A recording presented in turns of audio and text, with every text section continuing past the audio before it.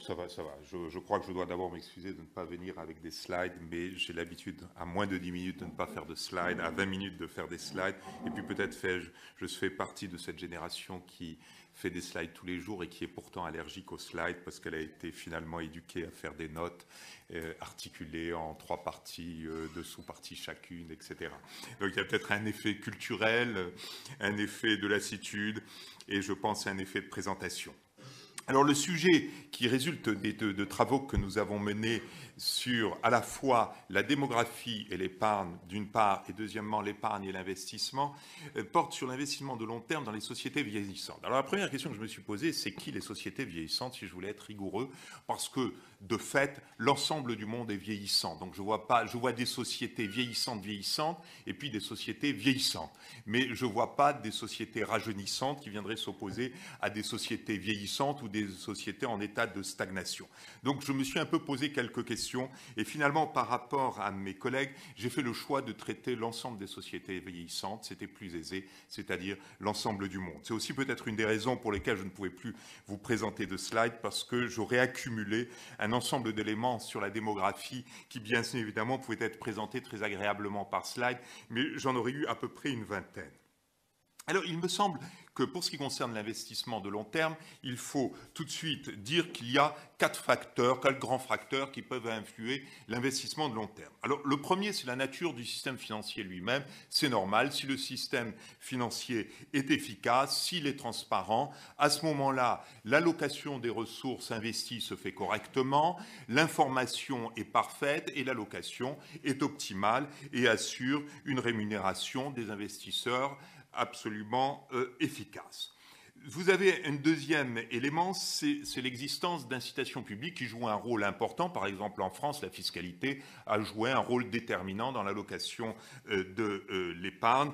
De fait, les États ont eu tendance à mettre très souvent en place des aides à l'épargne, et notamment à l'épargne longue, avec l'idée que le risque de long terme était un petit peu fui par les acteurs qui avaient un besoin d'éclairage des acteurs sur ce point. Alors c'est un point qui peut naturellement faire débat. Et deuxièmement, que le risque sur le long terme peut être plus grand et que cela pouvait entraîner une réticence des agents à s'investir sur le long terme. Et le risque est plus grand sur le long terme parce que sur le long terme, nous cumulons 2 risques. Un risque de volatilité pure, et deuxièmement, un risque de déviation du trend. Donc j'ai mon trend qui peut dévier et puis ma volatilité, bien évidemment, je peux me trouver à un point haut ou à un point bas de ma volatilité, ce qui fait que je cumule, bien évidemment, 2 incertitudes. Et puis, troisième élément, c'est la présence ou non d'une institution de sécurité sociale qui peut ou non vous inciter à investir dans le long terme. En général, les économistes ont tendance à penser qu'il y a une relation négative entre l'un et l'autre,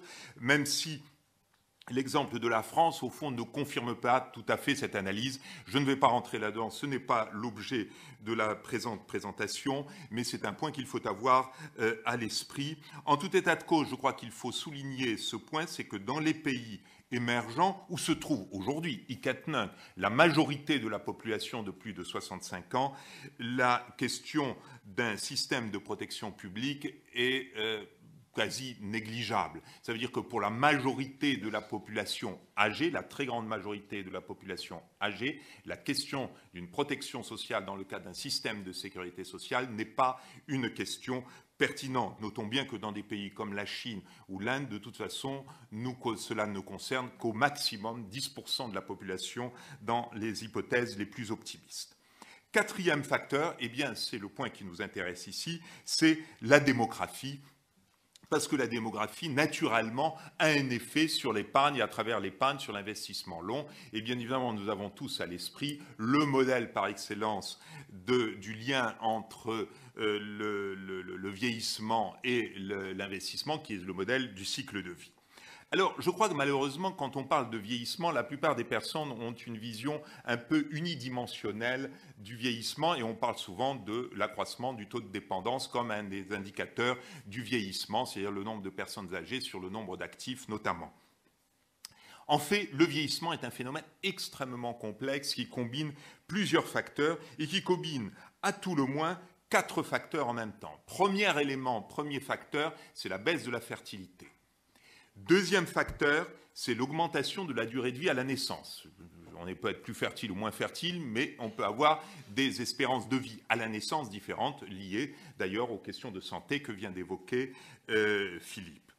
Troisième élément, c'est l'augmentation de la durée de vie durant la vie active. C'est-à-dire, au lieu de mourir à 40 ans, je meurs à 45, à 50 ans. Ce qui est intéressant, bien évidemment, parce que je dure plus longtemps, je consomme plus, mais je crée aussi plus de richesses. Et si j'épargne notamment avec une idée de laisser de l'argent à mes enfants, je crée un surplus qui peut être investi dans le long terme. Et enfin, troisième élément, c'est l'augmentation de la durée de vie aux grands âges, aux âges très élevés, c'est-à-dire à 80 ans ou plus. C'est un phénomène que nous observons depuis à peu près une dizaine d'années dans les pays les plus avancés. C'est-à-dire on pensait qu'il y avait une limite à la durée de vie qui allait tourner autour de 80-90 ans, qu'on tendait vers cette limite avec de la volatilité individuelle autour de cette limite. Ce qu'on est en train d'observer, c'est un déplacement de ce point limite vers le haut dans les pays avancés. Naturellement, ceci n'a pas la même signification en termes d'épargne, en termes de création de richesses, que l'accroissement de la durée de vie aux âges actifs. Alors, il faut bien voir que dans nos pays avancés, dans les sociétés vieillissantes, c'est ce phénomène que l'on observe, ce qu'on a appelé aussi la rectangularisation de la courbe de survie, c'est-à-dire on survit à peu près presque à 100% jusqu'à des âges très avancés, et brutalement, quand on se rapproche de l'âge limite, eh bien, le taux de survie chute assez rapidement. Alors, naturellement, les différentes zones économiques du monde se différencient par la façon dont se combinent ces différentes évolutions. Et on peut voir trois phases. Il y a trois phases que l'on a observées historiquement et qui déterminent trois, au fond, situations dans le monde aujourd'hui. Première phase, qui correspond à la première phase de la transition démographique, elle est centrée essentiellement sur la baisse de la mortalité infantile, avec éventuellement, accompagnée ou non d'une baisse de la fertilité, au début pas du tout, puis peu à peu par une baisse de la fertilité. Cette période-là est accompagnée d'une baisse de l'épargne, parce que la plupart des ménages doivent investir dans leurs enfants. On est dans une situation assez malthusienne, où il y a une grande difficulté à dégager un surplus. Au fond, ce qu'on observe aujourd'hui, c'est que l'Afrique se trouve au point de sortie de cette première phase de la transition démographique. Vient alors la seconde phase de la transition démographique qui combine deux effets majeurs, ce qui ne veut pas dire que dans la première phase, vous n'ayez pas aussi des effets d'allongement à des âges plus élevés, mais ce sont des effets mineurs par rapport au premier effet. Donc, seconde phase, elle combine la baisse de la fertilité avec l'arrivée à l'âge adulte des générations plus nombreuses issues de la baisse de la mortalité infantile. Donc elles arrivent, elles entrent dans l'âge d'activité et on commence à voir aussi l'allongement de la durée de vie des personnes, un petit peu d'allongement de la durée de vie des personnes en âge actif. Alors c'est une période qui est très intéressante parce que c'est elle où on fait vraiment apparaître un surplus, puisqu'il y a un allègement des charges des actifs qui est très très notoire. En plus, les actifs sont très nombreux et donc il y a une croissance de l'épargne qui apparaît et une croissance qui va tendre même à s'accélérer et qui détermine différentes phases dans différents points, dans différents pays émergents, avec les pays de type asiatique qui se trouvent à la fin de cette phase de transition et avec une épargne qui explose, certes due aussi à d'autres facteurs qui sont liés aux conditions de la négociation salariale. Et alors, on aborde la troisième phase qui correspond plus aujourd'hui à la toute fin éventuelle de la phase de l'émergence économique et à la phase qui correspond aux pays avancés selon les critères du FMI. C'est dans cette phase, nous avons un allongement de l'espérance de vie aux âges les plus élevés ainsi qu'aux personnes en retraite. C'est là que se concentre l'allongement de la durée de vie et beaucoup moins au niveau des enfants et au niveau de l'âge actif, même si là, on continue à observer néanmoins des avancées, mais elles restent marginales. Et durant cette période, on voit bien que l'épargne, la capacité à générer de l'épargne sur des bases démographiques dans le cadre d'une épargne de cycle de vie devient bien moindre et on observe peu à peu en fait une stagnation du taux d'épargne et éventuellement une chute du taux d'épargne. Et ceci m'amène donc à la considération dans quelle situation nous trouvons-nous dans le monde. Eh bien, nous avons d'un côté les économies avancées où le vieillissement accéléré de la population aux âges élevés devrait peser de fait sur l'offre de capitaux longs d'une façon ou d'une autre. Ce n'est pas dans ce domaine, ce n'est pas dans cette zone du monde que l'on va dégager une énorme masse de capitaux longs. Au contraire, il devrait plutôt y avoir une pénurie de capital long. Cette pénurie devrait être aggravée par le fait que les finances publiques sont serrées, donc que la capacité à donner des incitations à investir dans le long terme va être limitée. Et donc, on va avoir un déficit plutôt de capitaux longs dans cette zone. Et ce déficit de capitaux longs est d'autant plus grave que cette zone va rentrer en compétition avec la zone émergente où il y a d'énormes besoins d'investissement, n'est-ce pas, et avec une capacité à attirer des capitaux avec des rémunérations éventuellement supérieures. Donc un vrai problème ici, comment réorienter l'épargne et comment assurer un investissement de long terme. Et c'est là que, bien évidemment, ces sociétés se trouvent devant des choix à faire. Et ces choix, elles doivent, si elles veulent vraiment soutenir l'investissement de long terme et continuer à soutenir les gains de productivité, comme cela a été montré par Philippe, eh bien là, il y a des décisions très clairement à prendre en faveur de l'investissement de long terme dans ces sociétés. Alors, à l'inverse, dans les pays émergents, nous nous trouvons dans une situation où nous allons avoir plutôt, de plus en plus, une abondance d'épargne, avec la montée en puissance aussi d'une épargne retraite, d'autant plus que dans ces zones, l'inclination à mettre en place des systèmes de protection sociale en répartition n'est pas énorme, et que... ce qui ne veut pas dire, je le souligne tout de suite, que le problème du vieillissement soit bien traité. Ce n'est pas parce qu'il y a une épargne que le problème du vieillissement n'est pas traité. Je ne vais pas rentrer dans ces détails, mais ils sont importants. Alors, ce que nous allons voir surtout, en même temps, c'est avec la croissance des besoins dans cette zone, une bonne partie de cette épargne qui avait tendance, dans son solde, dans son surplus, à s'investir à l'extérieur, notamment aux États-Unis, créant des déséquilibres internationaux, va avoir tendance à se rapatrier normalement sur le long terme vers un investissement domestique et à demander des capitaux de long terme du reste du monde à venir s'investir chez eux. Donc plutôt une absorption de capitaux longs par cette zone. Enfin, dernière zone qui correspond à l'Afrique, là, bien évidemment, comme les changements de vous en parle, la sortie de la première phase de la transition, c'est tout juste la sortie. On voit bien que la situation va demeurer incertaine en Afrique, si on exclut la situation particulière de l'Afrique du Sud, encore pendant quelques années, avec toutefois une tendance à l'amélioration progressive de la situation en matière d'épargne et à l'apparition et à la constitution d'une épargne que l'on voit d'ailleurs, par exemple, dans des pays comme la zone francophone, où peu à peu apparaissent des investissements de long terme, endogènes et domestiques. Voilà, si vous voulez, comment se font les liens, selon moi, aujourd'hui, au niveau mondial, entre démographie et investissement de long terme, avec les grands enjeux tels qu'ils peuvent apparaître dans les différentes catégories de sociétés vieillissantes, essentiellement les sociétés avancées et les sociétés émergentes, et peut-être demain l'Afrique. Merci beaucoup.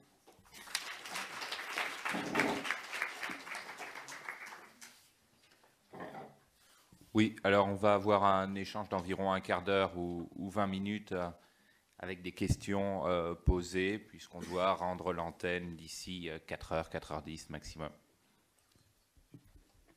Oui. Bonjour. Je suis un peu désolé de faire cette remarque, mais une des composantes de la transition démographique, c'est le déclin de la fécondité. Fertility en anglais, ça veut dire fécondité. C'est deux choses, une confusion quand même qui est revenue, qui est un petit peu dommageable. Voilà, merci. Exact.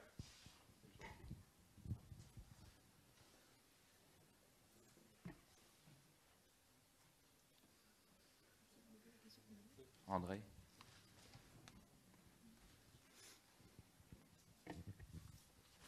Déjà, ça n'engage que moi, mais une impression d'ensemble. Moi, j'ai bien aimé cette table ronde, hein, mais ça n'engage que moi. Alors, la première question que j'avais, puis je m'arrêterai là pour le moment, c'était sur la présentation de Philippe, là. Donc, sur santé et croissance. Et à la fin, il conclut que lorsqu'on corrige en mettant à la fois le niveau et la variation, donc il y a bien un effet positif, et que cette variation de l'espérance de vie est la plus efficace avant 40 ans. Mon problème, comme il l'a dit au début, c'est qu'on a un problème sur les dépenses de protection sociale, etc., en santé, retraite et autres. Et mon problème, c'est qu'est-ce qui se passe pour les dépenses de santé après 80 ans. Par exemple, y compris d'ailleurs, ça a été souligné dans d'autres communications, la dépendance. Comment est-ce que c'est rentable pour la croissance? Peut-on juger ça qu'en termes d'efficacité ou faut-il réintroduire la valeur du lien social? Oui, puisque Philippe Aguillon va être amené à prendre le micro, peut-être rajouter une question. Microéconomie, macroéconomie réconciliée à travers la santé, favorable pour la productivité individuelle, favorable pour la croissance collective. Donc c'est un élément du capital humain, de la même manière que l'éducation. Comment, au sein d'une théorie de la croissance endogène, vous liez ces deux éléments, éducation et santé? Est-ce qu'il y a plutôt une complémentarité, une éviction de l'éducation par la santé? Jusqu'à quel point? Je rajouterai une petite question. Oui. En quoi tes travaux, Philippe, rejoignent ou s'éloignent de ce fait de manière économétrique par, c'est ça, Haussmann, à Chicago, là, Jerry Haussmann, c'est ça par, non, mais il y a Haussmann au MIT. D'accord. Celui-là. Ok. Je veux dire, les travaux qui étudient, on va les décrire, le niveau, c'est-à-dire si les enfants sont allés en maternelle plutôt que pas, etc. Est-ce que ça a une influence, etc. C'est Jerry Haussmann. C'est-à-dire des études plus... Ah oui, d'accord. D'accord. Moi, je vais Merci. commencer, puis peut-être Fabrice, tu veux commencer, ou je réponds, commencer à répondre, ou je fais une... Donc, non, de toute façon, absolument. Je crois que la santé, je pense que la santé a une valeur en elle-même, je veux dire. Mais je crois que c'était important quand même. C'est-à-dire que je pense qu'il faut être pour la santé, pas seulement parce que c'est bon pour la croissance du PIB. Je crois qu'on a un certain nombre de valeurs. On considère que, je sais pas, c'est éthique, que voilà, qu'il y ait on considère que c'est une des valeurs qu'on peut promouvoir. Donc ça, mais je pense que c'est quand même utile dans le débat de dire qu'en plus, c'est bon aussi pour la croissance. Vous voyez, je veux dire ça, le median voter, comme on dit, se déplace si vous arrivez à montrer ça. Je pense qu'il faut aller au-delà. Mais je pense que si on peut montrer qu'en plus, ça crée de la valeur, tout le débat, par exemple aux États-Unis maintenant sur la santé, est changé, si on peut dire qu'en plus la santé crée de la valeur. Donc ça, c'est la chose qui est sur les 40 ans, de toute façon, l'idée, c'est de dire si vous améliorez les capacités cognitives, etc., c'est toute l'espérance de vie change. L'espérance de vie n'est qu'un indicateur de la santé. Il y a d'autres indicateurs. Donc là, on a regardé l'espérance de vie, qui est un seul indicateur. On n'est pas en train de dire qu'il faut se moquer complètement de la santé des gens de plus de 40 ans. C'est pas du tout. Mais en tout cas, ce qui est intéressant, c'est de dire que tout ce qui est fait pour la prévention, pour améliorer les capacités cognitives, etc., on voit tout de suite l'effet de productivité quand on prend l'indicateur espérance de vie. Mais il y a d'autres indicateurs de santé. Et puis, en plus, la croissance est un élément parmi d'autres éléments qu'il faut considérer. La deuxième chose sur éducation, santé, la deuxième question qui a été posée, nous on considère en tout cas qu'il y a un parallèle entre la santé et l'éducation, c'est-à-dire que moi j'étais toujours partisan d'éducation, de la théorie plus Nelson-Phelps, c'est plus mon approche, et effectivement on voit bien que c'est intéressant, c'est que quand on prend une approche purement Lucas en matière de santé, on risque de dire des bêtises. Voilà. Donc ça, c'est bien de ne pas avoir une approche purement beckerienne, lucasienne, mais d'avoir une approche plus Nelson-Phelpsienne, en tout cas d'avoir une approche qui est combinée. Maintenant, séparément des travaux complémentaires avec Fabrice, et Fabrice, lui, qui a fait par lui-même aussi, on montre qu'il y a une complémentarité entre éducation et santé. C'est-à-dire que c'est évident qu'une population en meilleure santé a tendance... il y a une complémentarité entre les deux, en fait. C'est-à-dire que ça éduque mieux, ou le rendement d'éducation est augmenté, évidemment, quand la santé est augmentée. Donc, ce n'est pas l'un se substituant à l'autre, c'est plutôt deux facteurs, ces deux éléments du capital humain qui sont en fait complémentaires, si je c'est mon interprétation, mais peut-être Fabrice peut pouvoir compléter. J'aimerais rebondir sur la question de la valeur sociale de la santé, la question d'André Masson. Je pense que c'est effectivement un point d'interrogation actuel extrêmement intéressant. On l'a vu dans le rapport Stiglitz. Il y a un long chapitre sur cette question. La valorisation de la santé, c'est effectivement quelque chose de très important. Le problème, c'est comment faire. Quel va être le taux de change monétaire, l'équivalent monétaire de la santé? Alors, il y a énormément d'études sur les États-Unis, mais évidemment, cette valeur monétaire va changer suivant le type de société dans laquelle ces gains de santé prennent place. Elle va changer en fonction de l'âge.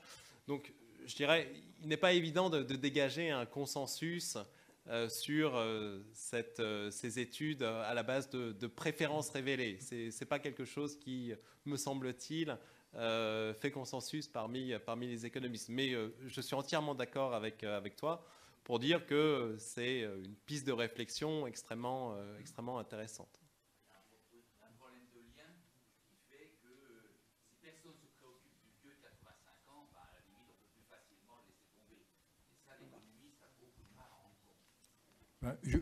Oui. Je pense que l'économiste peut quand même en rendre compte dans la prise en compte des problèmes de dépendance. Pourquoi ? Pour me faire comprendre, je crois qu'il y a un lien très important entre les dépenses de dépendance et pourquoi pas les nouvelles technologies. Si vous prenez en compte une expérience qui a été menée dans le Limousin tout récemment et qui a consisté à installer de la téléassistance, de la télémédecine, etc., auprès d'un certain nombre de personnes très âgées, on a constaté qu'il y avait beaucoup moins de chutes et que simplement le fait d'éviter des chutes et des hospitalisations rentabilisait ce type d'investissement. Alors qu'est-ce que ça veut dire pour un économiste attentif à l'innovation? Ça veut dire qu'en fait, ces dépenses de santé pour le grand âge pourraient très bien avoir des effets sur la productivité par l'intermédiaire de l'utilisation des technologies de l'information et de la communication, par exemple. On peut envisager des retombées.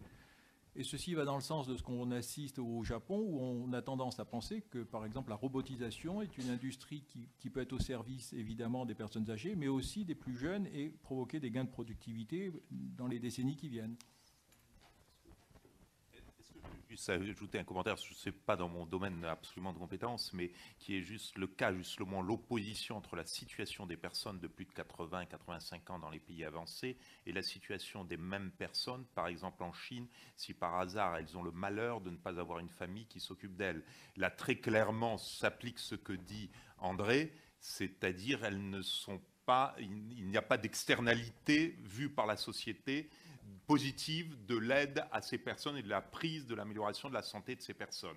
Inversement, chez nous, bien évidemment, nous avons des mécanismes d'internalisation, par ailleurs, y compris sociaux, y compris légaux, notons-le, et qui jouent et qui vont dans cette direction, plus peut-être un pouvoir aussi plus important des grisonnants.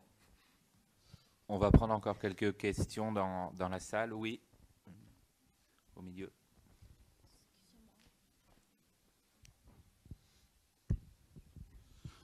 Bonjour, j'aurais une question à Mme Kettani qui tourne autour du sujet du capital risque et qui rejoint certaines réflexions qui viennent d'être exprimées sur la dépendance. Donc, en fait, vous avez évoqué que le capital risque pouvait avoir un effet tout à fait moteur dans des secteurs, notamment de la domotique et également de la santé, orientés sur les personnes âgées. Actuellement, sur le sujet de la couverture de la dépendance, 40% des personnes qui sont en GIR 1, GIR 2 sont atteintes de la maladie d'Alzheimer. Alors, moi, je fais un parallèle avec un autre sujet que j'ai étudié il y a de cela 25 ans.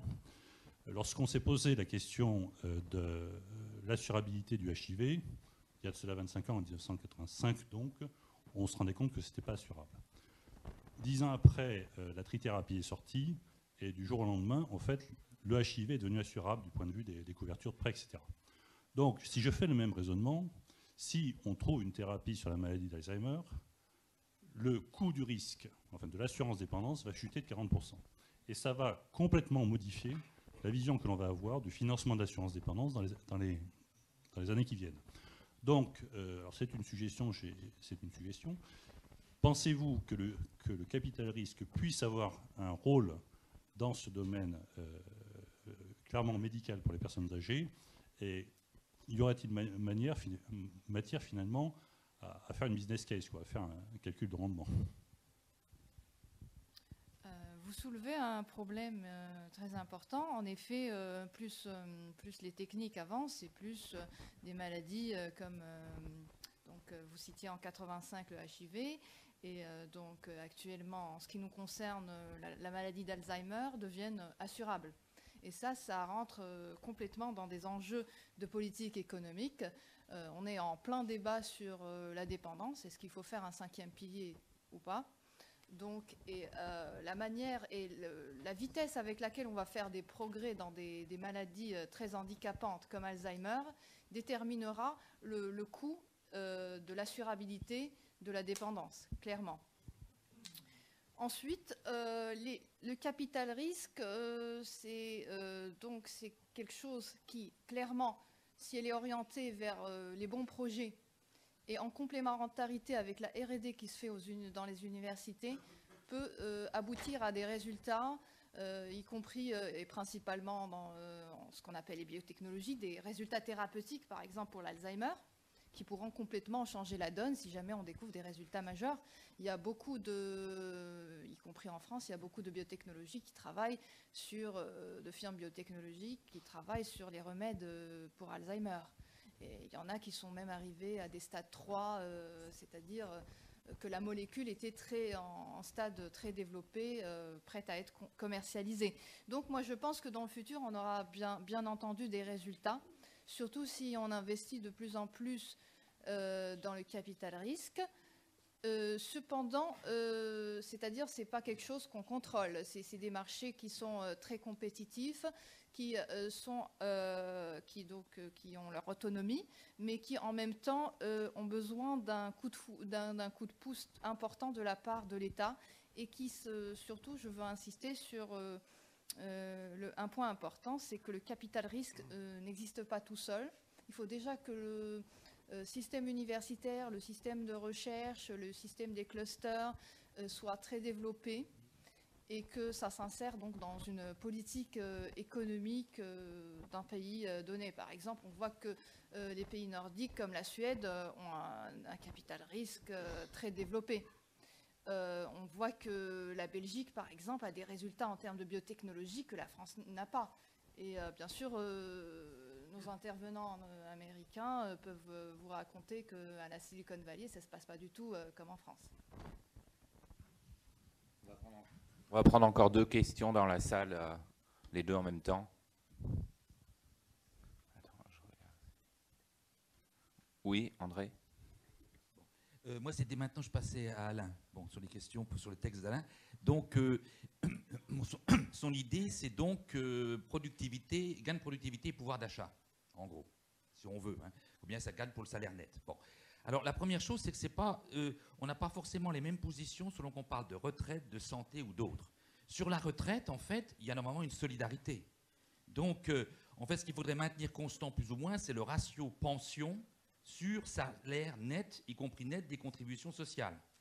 Et dans ces cas-là, ça veut dire qu'on partage les hausses et les baisses. On n'est pas obligé de maintenir les pensions pendant que les salaires nets baissent. Deuxièmement, il y a le problème de la santé. Alors là, c'est plus compliqué parce qu'on peut se demander si la santé doit être liée de près au gain de productivité. Et puis troisièmement, dans ces calculs, mais c'est normal, l'éducation est absente. Alors si on veut des gains de productivité, il faut de l'éducation. Et retombe sur le fait en particulier, où placer la santé. La santé est-elle du côté de la retraite ou du côté de l'éducation? Mais si on dit qu'il faut augmenter l'éducation pour améliorer les gains de productivité, au moins dans une phase transitoire, ça va encore baisser l'augmentation des salaires nets.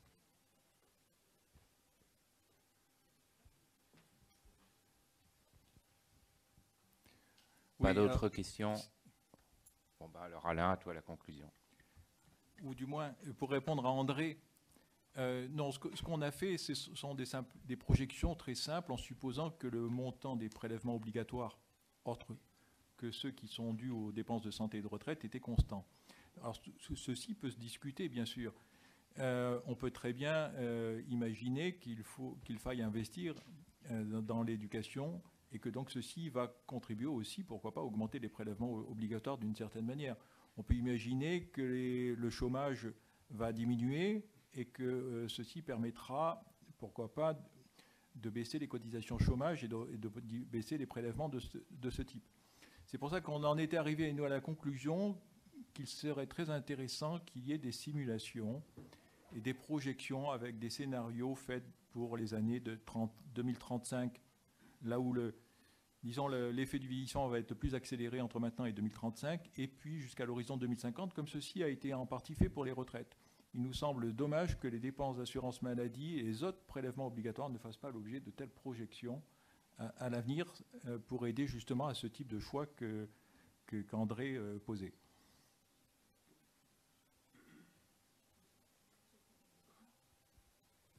Bien, donc on va s'attacher maintenant à la deuxième partie de présentation des papiers en voyant plus spécifiquement quel peut être l'impact et les leviers d'action dans un contexte de vieillissement démographique, quelle peut être l'influence de ce phénomène sur la structure d'emploi et notamment sur les nombres de création d'emplois.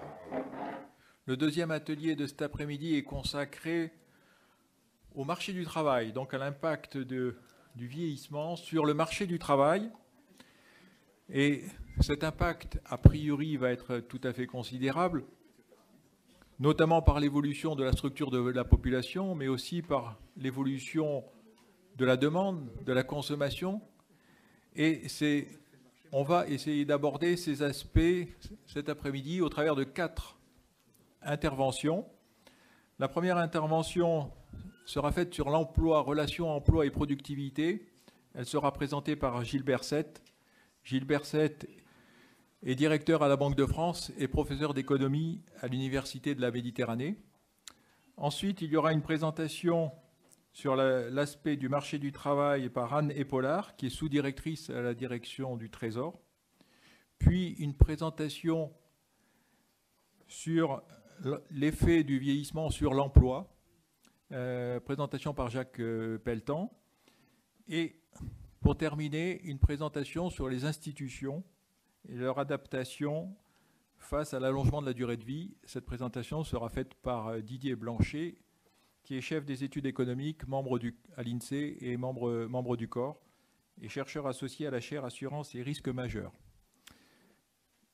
Et je vous propose donc d'écouter les 4 interventions et ensuite je vous donnerai la parole pour un quart d'heure, j'espère, de débat avec la salle.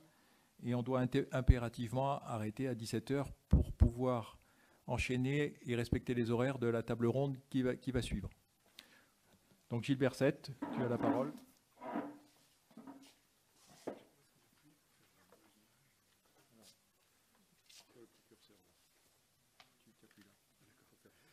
Bonjour, alors l'étude que je vais vous présenter, le travail que je vais vous présenter a été réalisé avec Renaud Bourlès et Anastasia Kozarenko.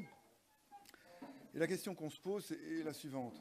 Bon, on sait que quand il y a des modifications du taux d'emploi, eh bien le PIB par habitant, toutes choses égales par ailleurs, se modifie dans le même sens que la variation du taux d'emploi, simplement pas en proportion de la variation du taux d'emploi, dans une proportion moindre, c'est-à-dire qu'une variation du taux d'emploi eh bien, affecte la productivité avec un signe inverse.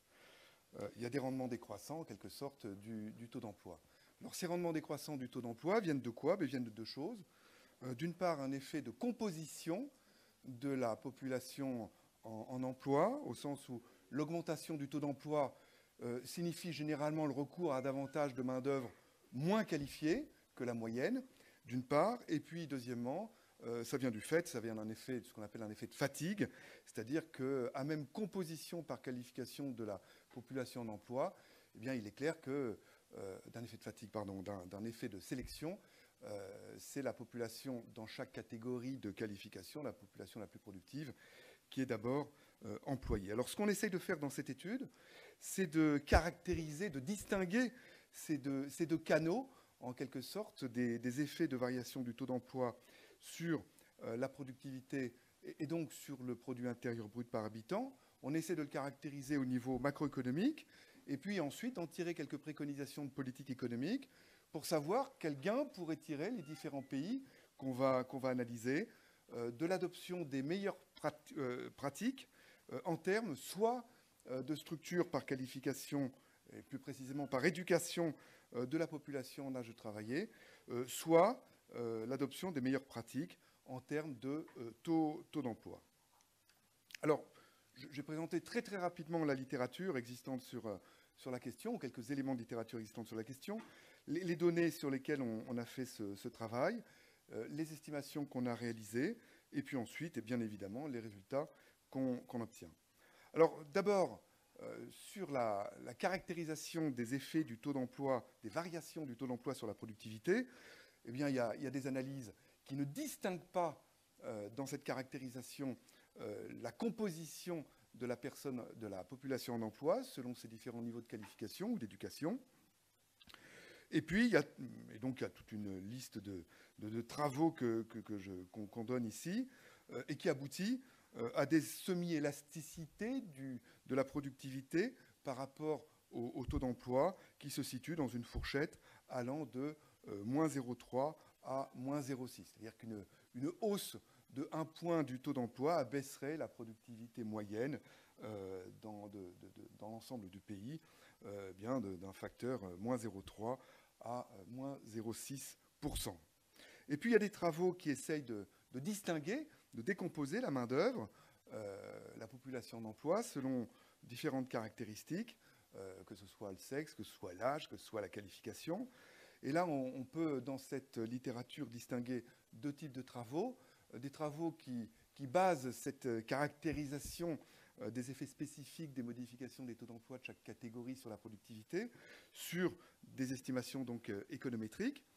Et c'est par exemple le travail qu'on avait fait, mais il y en a d'autres avec Renaud antérieurement, où on distinguait 6 groupes, c'est-à-dire le croisement de 3 classes d'âge et des 2 sexes. Et puis, le résultat auquel on aboutissait était qu'il n'y avait pas de différence significative entre hommes et femmes, et qu'il y avait par contre des différences très très fortes de la population jeune, par manque d'expérience professionnelle, et puis des seniors, les populations dont la productivité, toutes choses égales par ailleurs, était la plus forte, étant les populations d'âge médian entre 25 et 54 ans. Ce qui voulait dire qu'une augmentation du taux d'emploi par l'augmentation de l'emploi des jeunes avait un impact négatif sur la productivité beaucoup plus fort quand cette augmentation du taux d'emploi était donc ciblée sur les jeunes ou sur les seniors que quand elle était ciblée sur la population médiane de 25 à 54 ans. Puis il n'y a pas d'effet, comme je l'ai dit, différent entre hommes et femmes. On était très politiquement correct dans nos résultats, mais c'était des résultats tout à fait spontanés.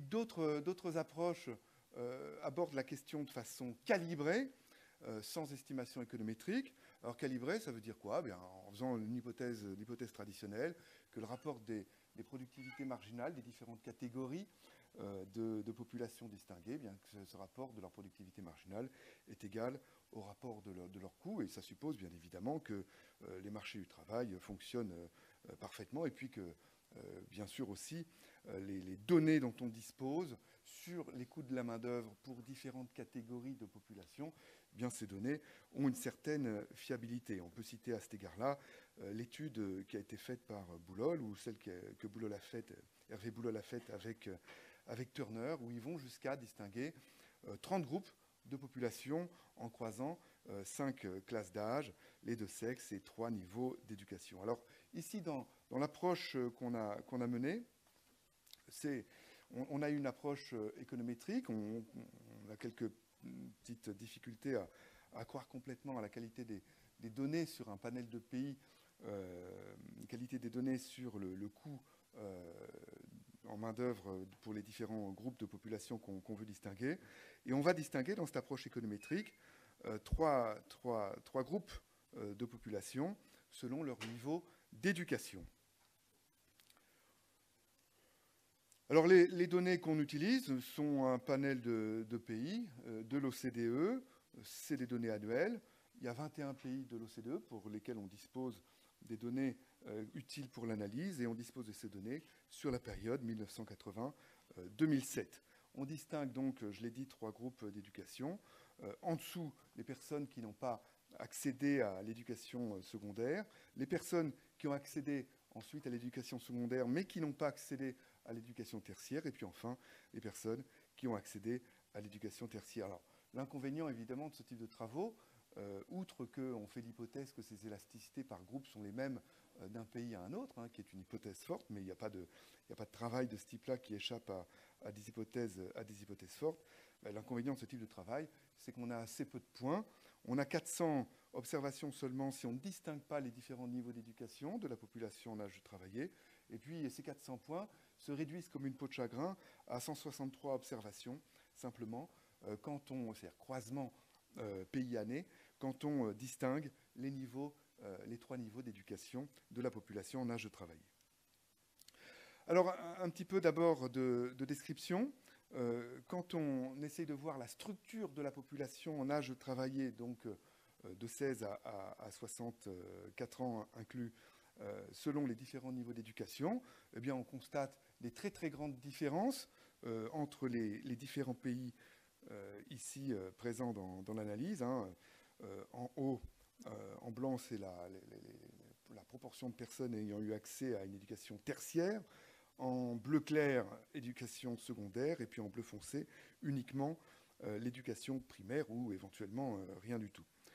Et on voit donc qu'il y a des très très grosses différences. Si on essaye de caractériser, de définir le pays qui correspondrait à la meilleure pratique, eh bien, ça serait ici le Canada, où on voit que la proportion dans la population en âge de travailler, la proportion de personnes ayant accédé à l'éducation tertiaire serait d'environ 40%.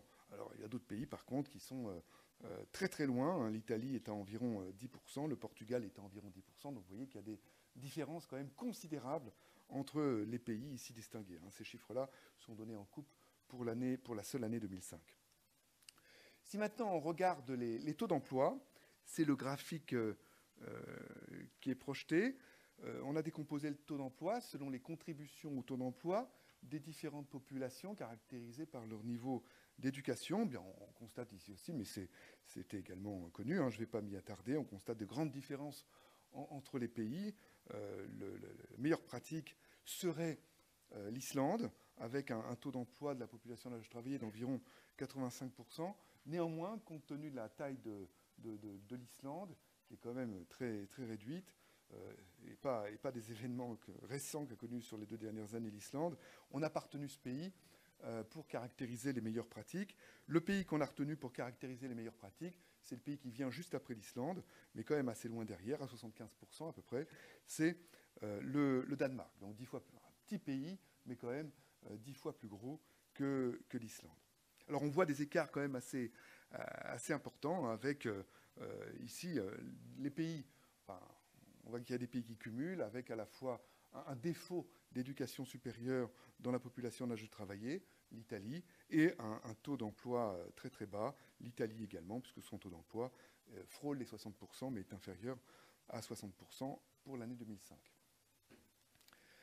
Alors l'estimation que nous faisons est une estimation assez simple. On explique le taux de croissance, c'est-à-dire la différence de log de la productivité du travail, par les variations, en variation, le taux de croissance de la productivité du travail, par les variations des contributions au taux d'emploi de chaque catégorie, ici population d'âge de travailler distinguée, donc nos 3 catégories, par les variations de la durée du travail. Alors ça fait suite à d'autres études, mais je n'évoquerai pas cet aspect ici par manque de temps. On essaie de prendre en compte la position cyclique, évidemment, des économies, par la prise en compte des variations du taux d'utilisation des capacités de production. Et puis, on essaie de contrôler par le niveau technologique du pays, ici représenté par la part de la production de TIC dans l'ensemble de la valeur ajoutée. C'est la variable ITPR qui ressort assez bien et qui chasse toutes les autres variables qu'on pourrait vouloir mettre pour contrôler, dans ce type d'estimation, pour contrôler du niveau de développement technologique du pays et des variations de ce niveau de développement technologique. Alors, les résultats qu'on fait d'abord, sans décomposer la population en âge de travailler selon son niveau de qualification, aboutissent à des résultats complètement traditionnels. C'est le premier résultat d'estimation qui est donné. On voit que la croissance de la productivité du travail, eh bien, c'est moins 0,5, moins 0,51 fois les variations du taux d'emploi, la semi-élasticité de moins 0,51. Bon, c'est dans la fourchette que j'ai indiquée tout à l'heure des travaux antérieurs. On voit que l'élasticité de la productivité par rapport à la durée du travail est de moins 0,5. C'est aussi un résultat assez traditionnel qui avait été d'ailleurs fortement illustré en France par les travaux de Malinvaud dans les années 70. Donc ça, c'est évidemment un effet de fatigue qui l'emporte sur des effets de coût fixe, etc. On voit un effet positif les variations du positionnement dans le cycle. C'est assez logique. Et puis un effet positif des variations, enfin du niveau de développement technologique du pays, ici capté, attrapé par la part dans la valeur ajoutée du pays de la production type. Donc, ces résultats sont complètement standards. Alors, quand on fait maintenant les estimations en distinguant nos 3 catégories de population, c'est la deuxième équation, c'est la deuxième relation dont les résultats d'estimation sont donnés en bas. Bien, d'abord, ce qu'on doit observer, ce résultat n'est pas donné ici dans cette présentation, c'est qu'il n'y a pas de différence significative pour les 2 premiers niveaux de formation. Des variations de taux d'emploi du plus bas niveau de formation ou du niveau intermédiaire de formation n'ont pas d'écart significatif de semi-élasticité sur la productivité du travail. Donc on a regroupé ici, dans cette estimation que je vous donne, on a regroupé ces 2 catégories. Et on voit que l'effet donc des variations du taux d'emploi, des contributions au taux d'emploi de ces 2 premières catégories de population, les 2 premiers niveaux de formation, eh bien, cette semi-élasticité est en valeur absolue plus forte, bien évidemment, que celle qu'on obtient sur l'ensemble de la population. C'est assez logique, moins 0,594. Et puis, on voit que pour la population la plus éduquée, ayant accédé à un niveau d'éducation tertiaire, on voit que l'effet est très faible, et d'ailleurs, il n'est pas significativement différent de 0. C'est-à-dire l'augmentation du taux d'emploi du taux d'emploi global par l'augmentation du taux d'emploi de cette catégorie de population ne dégrade pas la productivité du travail. Alors sur cette base-là, eh bien, on peut calculer assez simplement l'effet sur le produit intérieur brut par habitant, toutes choses égales par ailleurs, du rattrapage pour chaque pays, des meilleures pratiques en termes soit de niveau d'éducation, soit de taux d'emploi. Les résultats qu'on obtient sont donnés ici pour l'effet du rattrapage des meilleures pratiques, de la meilleure pratique pour la structure éducative, c'est-à-dire le rattrapage du niveau d'éducation du Canada, qui est la meilleure pratique. C'est les barres qui sont données en bleu clair. Et puis on a quand même indiqué, puisque c'est évidemment des choses qu'on aime bien regarder, ce qui se passerait si on rattrapait le niveau américain, qui n'est pas le niveau des États-Unis, qui n'est pas la meilleure pratique. Alors on voit qu'évidemment, il y a des différences assez considérables entre les pays qui reflètent les écarts d'éducation que j'évoquais tout à l'heure, et des pays qui sont tout à fait à droite de ce graphique se singularisent eh bien, par des potentialités d'augmentation du produit intérieur brut par habitant considérables par le rattrapage, via le rattrapage des meilleures pratiques en termes de niveau d'éducation, puisqu'il y a plusieurs pays qui dépassent les 5%, qui dépassent ou qui sont proches des 5% donc de potentialité d'augmentation du produit intérieur brut par habitant. On fait la même chose du côté des taux d'emploi. On a le même type de représentation. Et du côté des taux d'emploi, on remarque aussi que les potentialités d'augmentation du PIB par habitant par le rattrapage de la meilleure pratique, ici définie par le Danemark, ou par le rattrapage du taux d'emploi américain, peuvent être assez considérables, d'un ordre de grandeur d'ailleurs assez comparable, hein, si on oublie l'identité des pays, mais on voit que ça varie, ça peut aller jusqu'à environ 5 à 6%, et on voit que des pays, pour certains pays, on touche, voire on dépasse les 5%.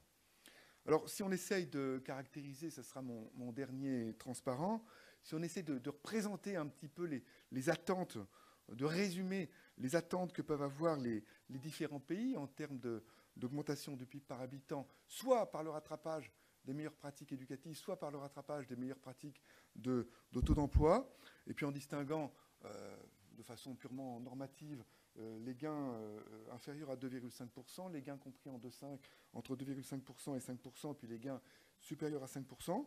On a sur la ligne d'en bas, ici, de ce petit tableau, eh bien, les pays qui peuvent attendre beaucoup d'un rattrapage des meilleures pratiques en termes de taux d'emploi. Bien, parmi ces pays, on trouve la Belgique, la France, l'Allemagne, la Corée et l'Espagne, et puis on trouve également la Grèce et l'Italie.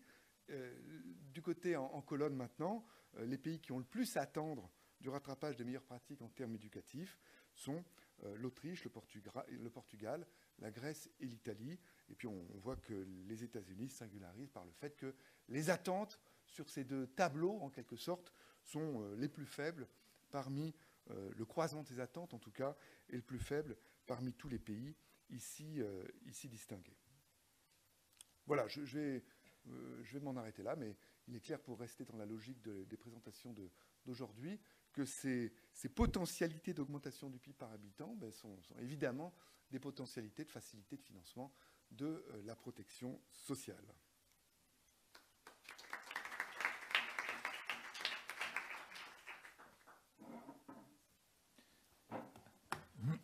Merci Gilbert. Anne Épaulard.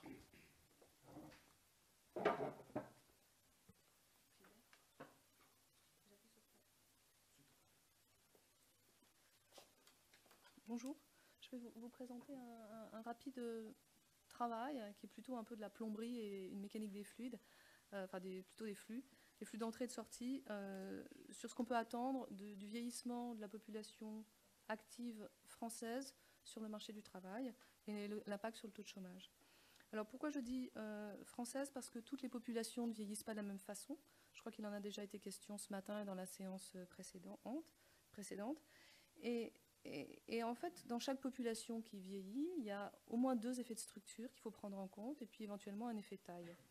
Et ces effets de structure et cet effet taille n'ont pas tous le même impact sur le taux de chômage. Alors les 2 effets de structure, c'est quoi? Le premier, c'est la composition de la population active, avec relativement plus de vieux actifs. La composition de la population totale, avec une hausse du ratio de dépendance. Et puis il y a aussi un effet taille. Et dans le cas de la France, ça va se traduire par une stabilisation de la population active à l'horizon 2015. L'ensemble des pays européens qui sont vieillissants ne sont pas égaux dans ces trois dimensions. La France est relativement bien placée pour la composition de la population active, pour la stabilisation de la population active, parce qu'au moins on ne diminue pas. Quant au ratio de dépendance, on est un petit peu entre les deux, parce que même si on a une population qui est encore un petit peu plus dynamique, les gens vivent plus longtemps. Ce qui est une bonne chose, mais ça peut avoir des conséquences. Alors, juste pour regarder ces faits stylisés d'abord, l'effet de structure, il est identifié ici. Donc, vous avez 2 camemberts. Sur le camembert de gauche, on vous donne la structure de la population active française en 2007. En vert, vous avez la part des 15-24 ans, c'était 9,4%. En jaune, vous avez la part des 55 ans et plus, c'était 12,2%.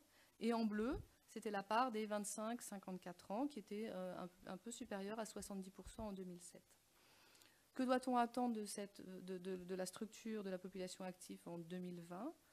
Alors, on va avoir une baisse assez importante de 4 points de la part de la population des 25-54 ans, qui en général sont ceux qui ont les taux d'emploi les plus grands et qui sont aussi les plus productifs. On va avoir une relative stabilisation de la part des 15-24 ans, des jeunes. Et puis on va avoir une hausse de 4 points de la part des 55 ans et plus. Et le graphique du dessous vous donne un petit peu l'évolution dans le temps de ces mêmes grandeurs de 1985 à 2020, mais ça dit à peu près la même histoire. Le second fait stylisé, c'est le second effet de structure, c'est qu'il y a une hausse du ratio de dépendance. Alors je me suis mal organisée avec mon graphique parce qu'en fait, je vous montre des courbes qui diminuent, parce qu'au lieu de calculer un vrai ratio de dépendance, j'ai mis plutôt un ratio de payeurs sur dépendance. Donc j'ai mis le ratio des 20-59 ans sur les plus de 60 ans.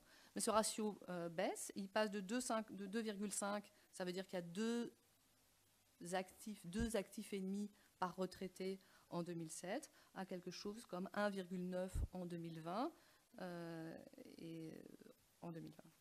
Et puis si maintenant on s'intéresse à la totalité de la population active, c'est-à-dire qu'on prend en compte non seulement les jeunes, les vieux, mais aussi les jeunes, on voit aussi que là on a une hausse du ratio de dépendance qui augmente, puisqu'on a de moins en moins d'actifs pour l'ensemble de la population. Ça, ce n'est pas nécessairement vrai dans des pays où le taux de fécondité est plus petit, parce qu'il y a beaucoup moins de jeunes et la France se caractérise par un taux de fécondité relativement élevé, ce qui fait qu'on a cette chose un petit peu surprenante que tout le monde n'a pas. Le troisième effet stylisé, c'est l'effet taille. Donc on va avoir une stabilisation de la population active. Cette stabilisation de la population active devrait avoir lieu avec la réforme des retraites qui a été promulguée il y a quelques jours, aux alentours de 2018. C'est la courbe en rouge. La courbe en noir, c'est l'évolution de la population active telle que l'a prévoyée l'INSEE avant la réforme des retraites dans ses projections de 2006. Alors ces projections de population active devront devrait être mise à jour par l'INSEE au courant de l'année prochaine. De ce qu'on sait de la population totale, ça ne devrait pas changer fondamentalement l'histoire, donc on a une stabilisation de la population. Alors, qu'est-ce que font ces 3 faits stylisés sur le taux de chômage? Évidemment, on va regarder un petit peu ce que disent les modèles théoriques et puis on verra si on peut raccrocher des choses empiriques sur ce sujet. D'un point de vue théorique, l'impact du vieillissement, le fait qu'on ait on ait moins de 25-54 ans dans la population active, c'est relativement ambigu dans les modèles théoriques. Alors dans le modèle WS-PS, alors je ne sais pas si c'est clair pour tout le monde, mais WS ça veut dire formation des salaires, PS ça veut dire formation des prix. Dans un modèle, une forme réduite de l'économie dans lequel on regarde ces 2 grandeurs, le modèle, on va avoir... Ce modèle nous donne un chômage d'équilibre pour l'économie, qui n'est pas nécessairement le chômage qu'on a au jour le jour, parce qu'il y a des fluctuations conjoncturelles, évidemment.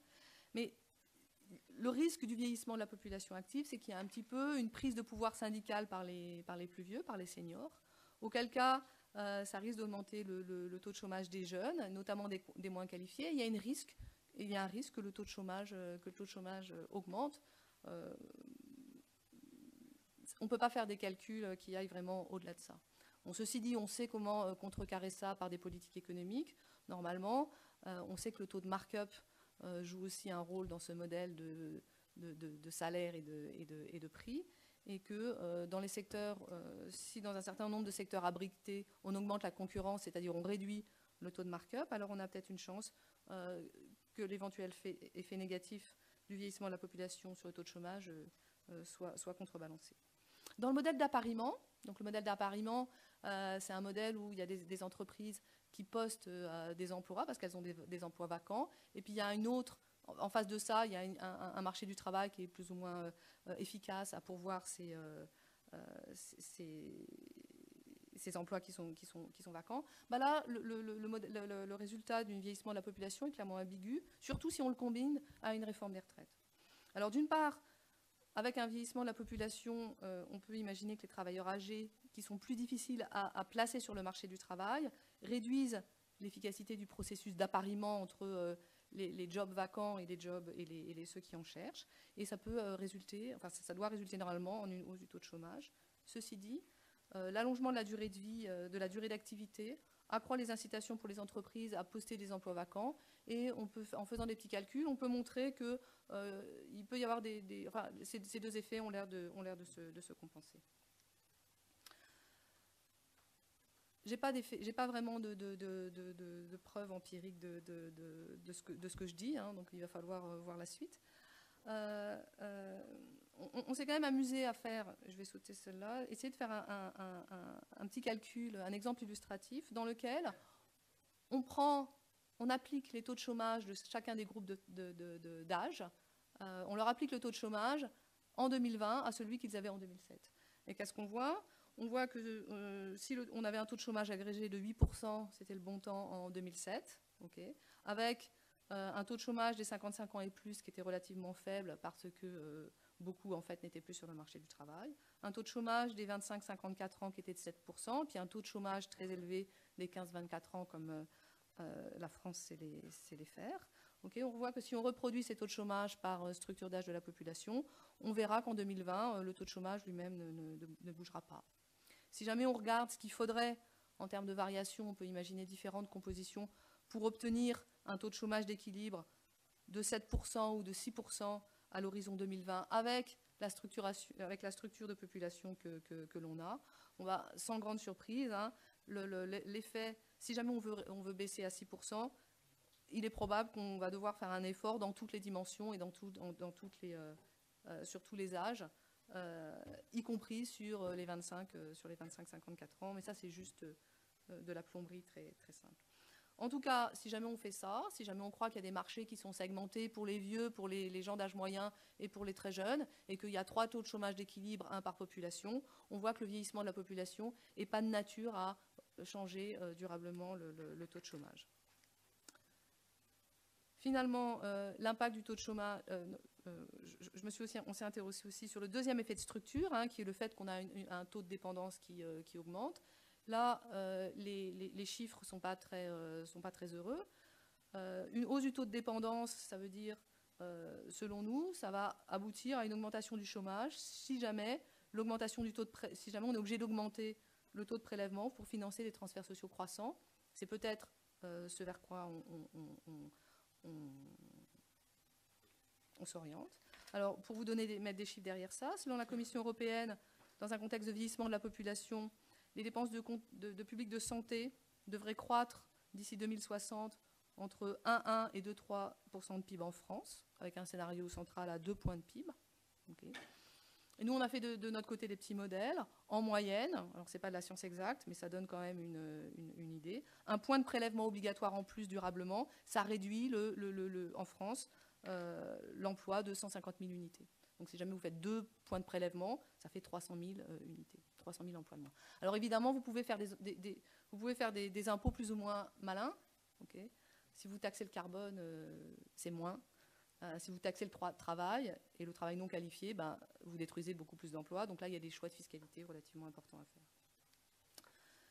Finalement, sur l'impact de la stabilisation de la population active, ce qu'on aurait dû voir à l'horizon 2015 et qu'on va voir plutôt en 2018 du fait de la récente réforme des retraites. Qu'est-ce qui se passe? Là aussi, là à l'inverse, c'est plutôt une bonne nouvelle. Si on raisonne dans un modèle de boucle prix-salaire, une stabilisation de la population baisse mécaniquement à court terme le taux de chômage, puisque au moins pendant une petite période, la population active va augmenter moins vite que l'emploi. On sera sur des dynamiques d'emploi plus rapides. Et donc,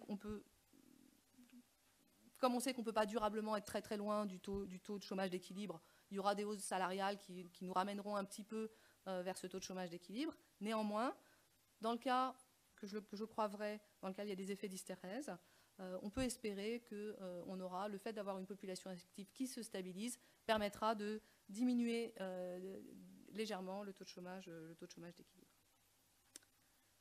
Alors là-dessus, il n'y a pas d'évidence. Donc ce schéma, ce graphique représente en abscisse, vous avez le taux de croissance de la population active pour différents pays, en moyenne entre 2001 et 2004.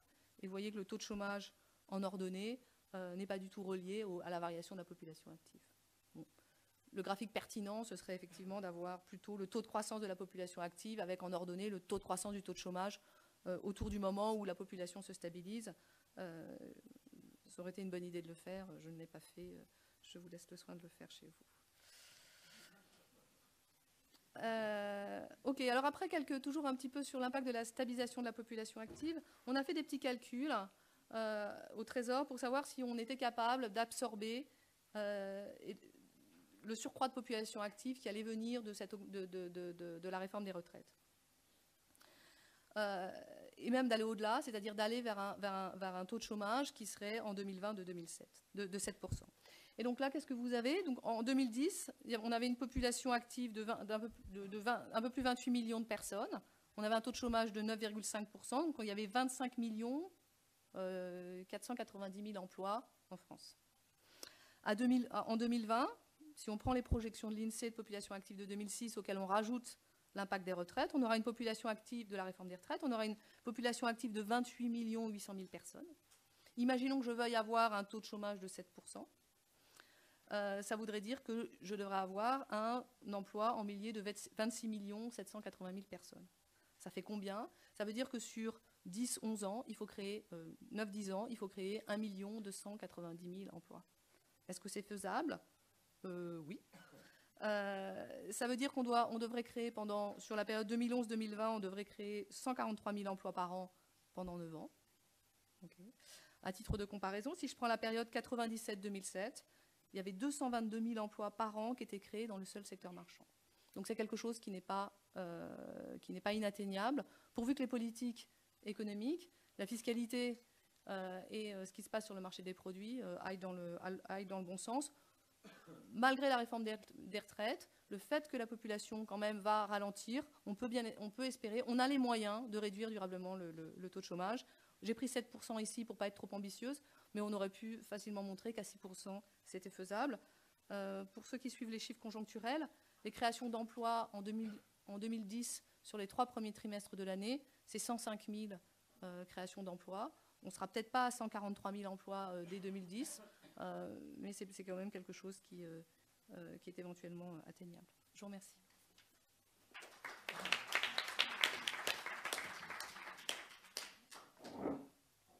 Merci. La parole est à Jacques Pelletan. Alors, je propose qu'on essaye de rattraper un petit peu le temps. Donc, 10 minutes, pas plus. Jacques. Volontiers.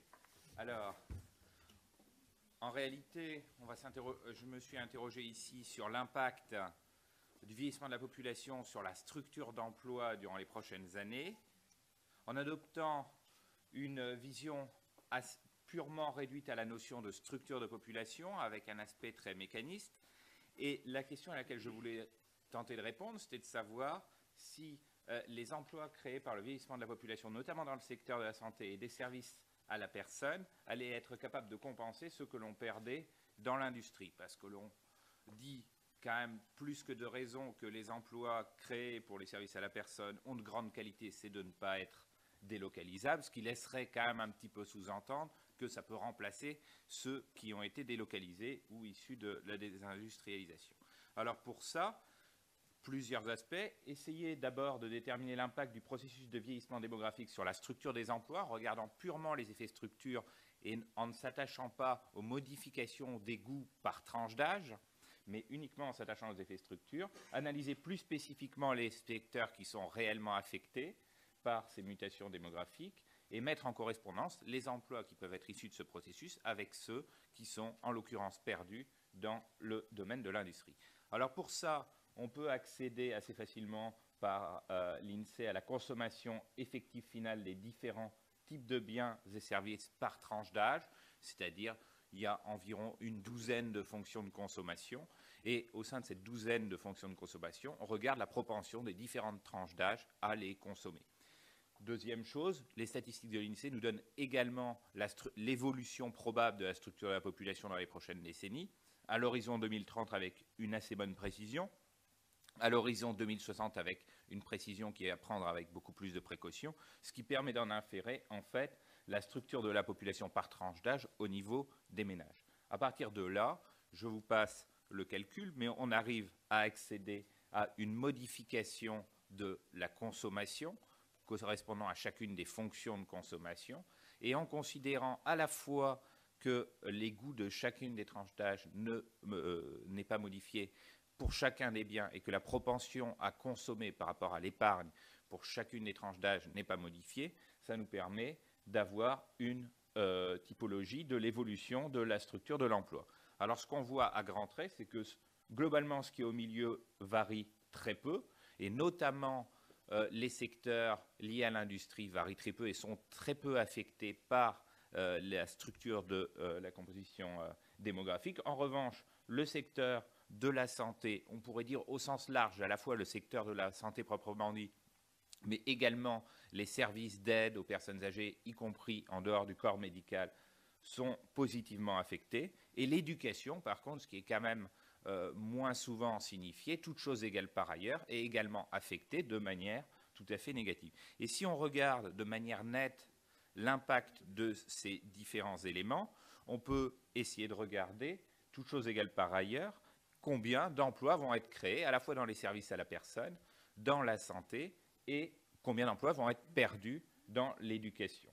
Donc, on a pris deux scénarios pour les services à la personne, un scénario de base qui était issu finalement des projections liées à l'évolution du nombre de personnes dépendantes au sein de la population, et un scénario qui est, de mon point de vue, assez fortement optimiste, qui est le scénario du Conseil d'analyse stratégique, qui considère que le nombre d'heures consacrées à chaque personne dépendante est appelé à évoluer de manière très forte et positivement dans les prochaines années. Et ça suppose effectivement que les personnes les plus âgées l'acceptent et en aient envie d'avoir plus de personnes qui s'occupent à plein temps d'elles et qu'il soit possible, du point de vue à la fois des finances publiques et privées, de le financer. Alors, avec ces deux scénarios, on a des créations nettes d'emplois, en comptant que les modifications de structure vont avoir un impact négatif sur les emplois dans l'éducation, qui est assez faiblement positif à l'horizon 2030. On peut parler sous un scénario de base d'environ 100 000 emplois, toutes choses égales par ailleurs, avec un scénario très optimiste d'environ 400 000 emplois. À l'horizon 2060, évidemment, on a plus, parce qu'il y a plus de personnes dépendantes, parce qu'il y a un secteur de la santé assez nettement plus important, mais là encore, les précisions sont à prendre avec des pincettes. Alors, si on essaie d'analyser dans quelle mesure on peut mettre ça en regard avec la perte d'emploi dans l'industrie, en fait, on sait qu'il est assez difficile de mesurer la désindustrialisation. Alors, il y a quelques années, on avait fait un travail avec David Flasher qui nous donnait 3 périmètres à prendre en compte pour l'industrie. Un premier périmètre qui était le périmètre classique de la nomenclature des activités. Un deuxième périmètre qui considérait à réintégrer une partie des services aux entreprises, en l'occurrence les services à l'industrie qui avaient été externalisés mais qui ne correspondaient pas, même si ce n'était plus dans l'industrie, à de la désindustrialisation ou à de la perte d'emploi. Et un troisième périmètre qui correspondait à s'attacher exclusivement à quelques secteurs les plus innovants et à regarder si les variations pour ces secteurs étaient sensiblement différents de l'ensemble de l'industrie.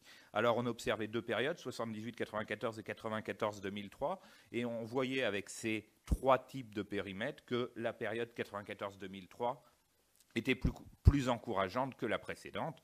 Malheureusement, j'ai refait le calcul dernièrement et on observe, selon ces 3 périmètres, à nouveau un décrochage durant les dernières années du point de vue de l'emploi industriel.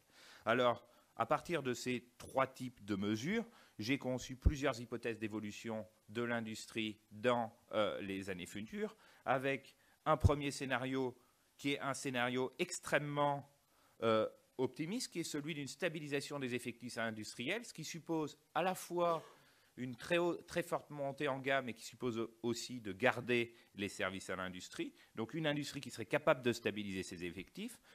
Un scénario qui serait optimiste, puisque finalement on a une décroissance qui serait plus faible que ce qu'on a observé par le passé et qui correspondrait là encore à une montée en gamme, mais pas suffisante pour stabiliser les effectifs. Ça correspondrait à 1% de perte d'effectifs industriels par an. Et puis, j'ai pris un scénario médian, et le scénario le plus pessimiste, finalement, c'est le scénario qu'on a vécu ces 30 dernières années, avec une baisse des effectifs industriels, à peu près quelle que soit la définition adoptée, qui est de l'ordre de 2% des effectifs industriels par an. Et là, quand on regarde ça, à horizon 2030, on s'aperçoit que les 100 000 ou 400 000 emplois créés dans le domaine de la dépendance ou plus largement du secteur de la santé pèsent assez peu lourd par rapport au phénomène de désindustrialisation et à la perte des effectifs industriels si les tendances actuelles se poursuivent. C'est pour cela qu'on a un bilan qui est certes assez pessimiste. De mon point de vue, une impossibilité à remplacer les emplois industriels perdus par des emplois de services qui seraient liés aux grands âges, ce qui nécessite une très forte montée en gamme pour sauvegarder les emplois industriels, puisque les services à la personne, dans un contexte de vieillissement de la population, sont effectivement une bonne nouvelle, mais une nouvelle pas du tout suffisante pour pallier les déficiences structurelles d'autres pans de notre économie. Après, sur les modalités de cette montée en gamme, je suppose que ça fera l'objet, pour bonne part, de la présentation suivante et de la table ronde. Je vous remercie.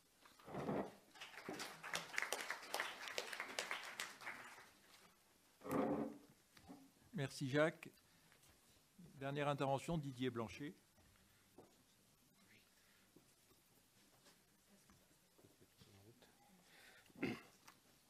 Bien, bonsoir. Écoutez, merci de l'invitation. Donc, je vais essayer de tenir en 10 minutes à peu près, mais ce qui ne devrait être pas trop difficile, parce qu'en fait, c'est un papier relativement simple qui répond à une question simple. Ça s'appuie sur un travail. En fait, il y a déjà une publication dans la revue Éco il y a quelques temps, avec un travail avec Fabien Tout-le-Monde. Là, ce que je vous présente est une légère adaptation de cet article initial. Par rapport à la thématique de l'après-midi, je dirais que la question ici n'est pas trop de savoir si la société vieillissante peut continuer à produire des richesses. Moi, je suis plutôt sur l'hypothèse qu'elle le pourra. La question, c'est plutôt avec quel cycle de vie. Et jusqu'ici,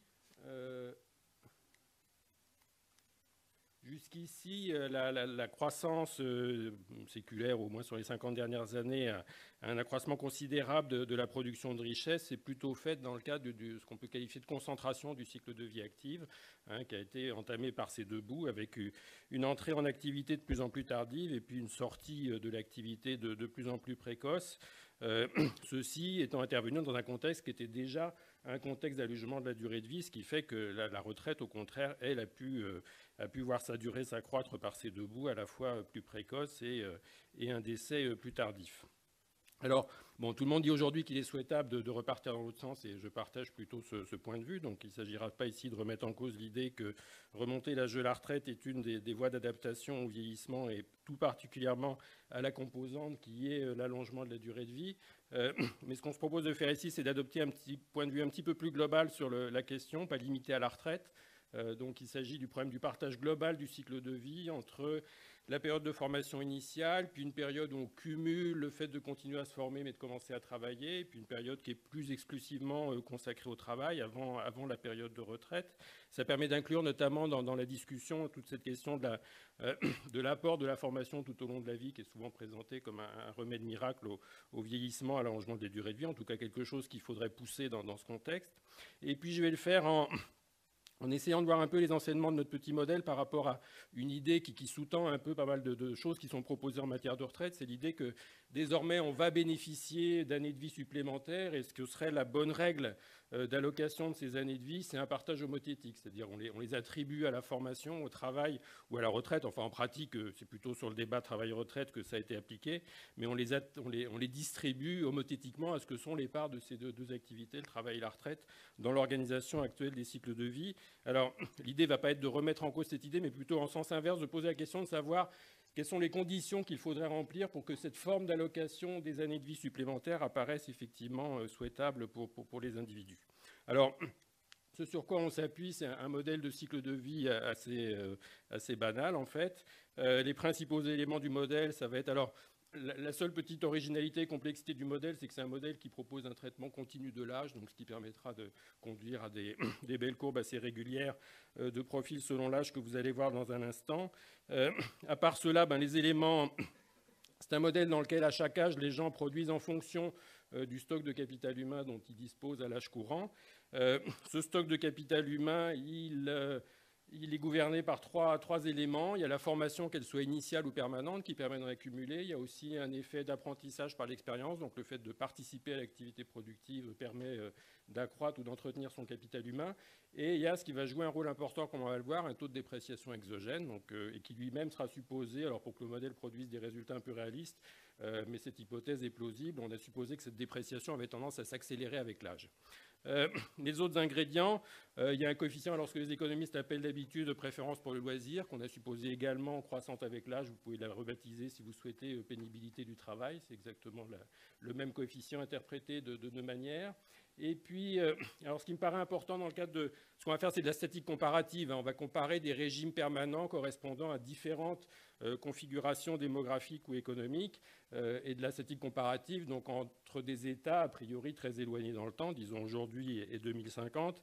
Et donc, sitôt qu'on veut faire ce genre de comparaison à travers le temps, il apparaît important d'introduire le fait que les individus ont des normes de consommation qui sont variables. Je veux dire, quand on se projette à très long terme avec des progrès de productivité, il est difficile de penser que quelque part les normes de consommation ne réagissent pas à ce genre de changement. Alors, avec ce modèle, on est capable de rendre compte de profils types. Alors effectivement, les courbes sont plus lisses qu'elles ne le sont dans la réalité. Dans la pratique, les profils de participation au marché du travail sont un peu plus anguleux, à la fois à l'entrée et à la sortie de la vie active. Mais enfin, le genre de résultat qu'on obtient est suffisant pour disons, argumenter sur les différents points que je veux soulever. Ce que vous montre ce graphique, là, ce sont différents scénarios d'allocation du temps en fonction de l'âge au travail. Donc, le point de départ, c'est 15 ans. On part de l'âge de la fin de scolarité obligatoire. Et on montre que ce profil de cycle de vie optimal, en fait, il dépend beaucoup de la espérance de vie donnée. Je m'intéresse qu'à des situations où, par ailleurs, la population est stationnaire, puisqu'en France, le vieillissement par variation du taux de croissance démographique n'est pas une composante très importante. Quand on se place à espérance de vie donnée, la forme optimale du cycle de vie dépend beaucoup de pas mal de choses. Alors, en particulier, si on est globalement plus productif, on travaille moins, ce n'est pas surprenant. Si inversement la norme de consommation s'élève, il faut travailler plus, ce n'est pas surprenant non plus. Je crois que ce qui est plus intéressant à faire ressortir sur ces graphiques, c'est la courbe qui est la plus endodane, qui correspond au profil optimal de participation au marché du travail, dans un modèle dans lequel on a supposé que la dépréciation du capital se faisait à rythme relativement accéléré, enfin plus accéléré que dans le scénario de référence.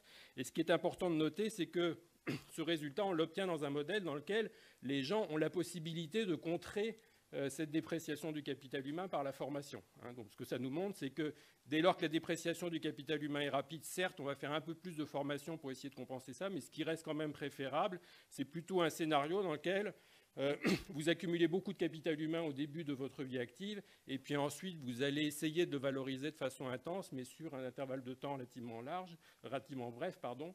Et donc, clairement, c'est un peu ce genre de logique qui, dans les pays développés, a dû contribuer à ce phénomène de concentration du cycle de vie active au cours des dernières décennies.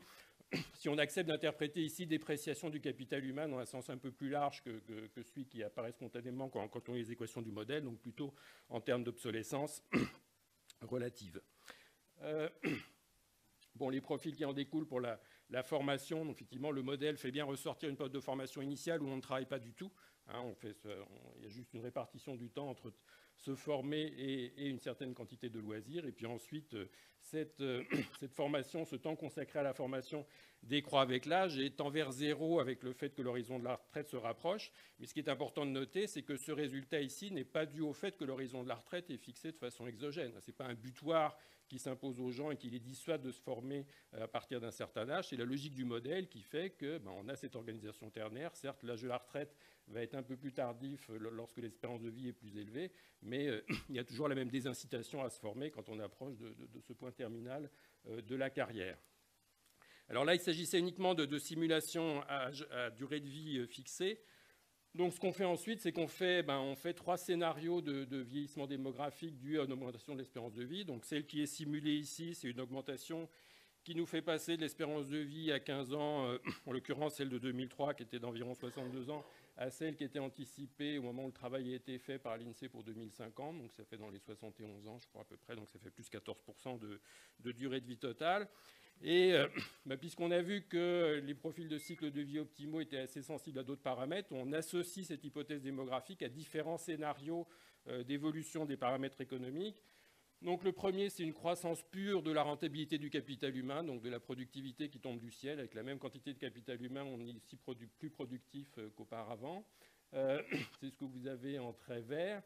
Il y a un deuxième scénario où cette hausse de la productivité s'accompagne d'une hausse parallèle de la norme de consommation. Et donc vous avez la courbe en trait continu orange qui est légèrement au-dessus de la référence. Alors je ne sais pas si vous voyez bien la référence, elle est au milieu, entre les deux en gris. Et puis vous avez un scénario 3, alors qui est un scénario dans lequel on fait la même hypothèse qu'à la fois augmentation de la productivité et augmentation de la norme de consommation parallèle à cette hausse de la productivité, mais on fait en plus l'hypothèse que tous les paramètres qu'on a introduits dans le modèle et qui sont liés à l'âge se décalent en fonction de l'âge au même rythme que l'espérance de vie. Alors l'interprétation est assez simple. Je vais peut-être passer directement au transparent suivant qui vous résume les résultats en termes de variation relative de la quantité de travail sur cycle de vie, de la quantité de loisirs et de la quantité de formation pour un gain d'espérance de vie donc, qui est d'à peu près plus 14% sur l'ensemble. Et vous voyez que dans le premier scénario, en fait, ce qui domine, gain de productivité qui tombe du ciel, malgré le fait qu'il y a allongement de la durée de vie, finalement, on se permet même de réduire un peu la quantité travaillée. On réduit même la quantité de formation, puisque dès lors que le capital humain est plus productif, on n'a pas besoin d'en accumuler autant. Et par contre, il y a une part plus que proportionnelle du gain d'espérance de vie qui va à l'accroissement de la durée non travaillée. Alors, a priori, c'est un scénario que j'ai mis pour mémoire, je le considère comme peu crédible, parce que, comme je l'ai dit, j'imagine mal qu'à l'horizon 2050, la productivité double sans qu'il y ait quelque part des évolutions parallèles des normes de consommation, mais je crois qu'il était bien de rappeler que ce cas de figure était possible.